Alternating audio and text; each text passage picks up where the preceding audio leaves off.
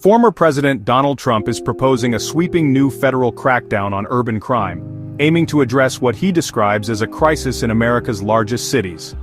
Chicago, a city long associated with debates over gun violence and public safety, is being singled out as a possible target for this initiative.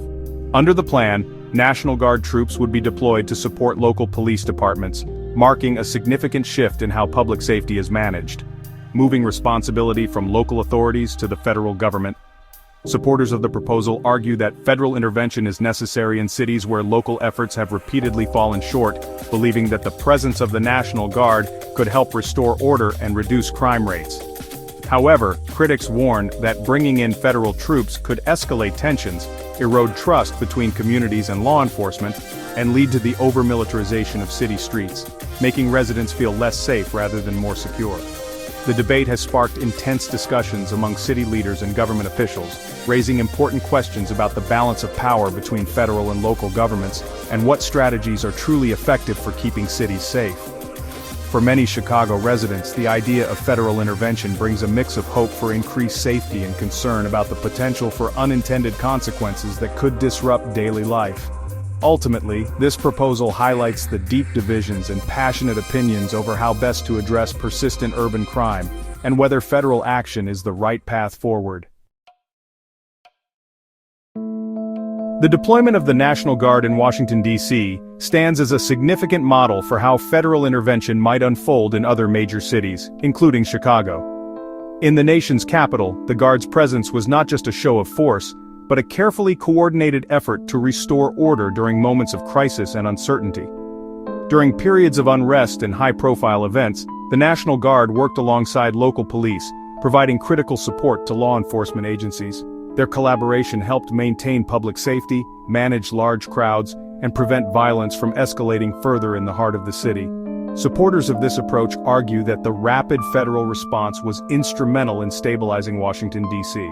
They believe that similar strategies could be effective in other cities grappling with surges in crime or civil unrest, offering a proven method to quickly restore peace and order. However, critics warn that involving the military in domestic policing can blur the lines between civil authority and military power. They argue that such measures risk undermining civil liberties, intimidating local communities, and eroding public trust in law enforcement. The deployment in D.C. has become both a blueprint for future federal action and a cautionary tale. It has sparked intense debate about the proper balance between federal power and local autonomy, raising questions about who should control public safety in times of crisis. As Chicago faces the possibility of similar intervention, the lessons learned from Washington, D.C. are at the forefront of the national conversation. Policymakers, community leaders, and citizens alike are looking to the D.C. precedent for guidance. Decision-makers must carefully weigh the potential benefits of increased security against the risks to civil rights, community trust, and the long-term relationship between residents and law enforcement. Ultimately, the example set by Washington, D.C. continues to shape both sides of the argument over federal crackdowns in American cities, highlighting the complex trade-offs at the heart of this ongoing debate.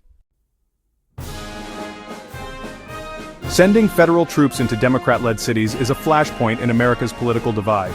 Supporters blame local policies for rising crime and see federal action as a necessary fix. They argue that unchecked crime in major cities affects the whole nation and demands a strong response. Opponents call this a dangerous overreach, undermining local control and community trust. Critics say it politicizes public safety and ignores root causes, advocating instead for federal support in social programs and prevention. The debate is less about crime statistics and more about the role of government in American life. The federal crime crackdown proposal comes amid other major national initiatives, reflecting a broader strategy to address pressing issues facing the nation.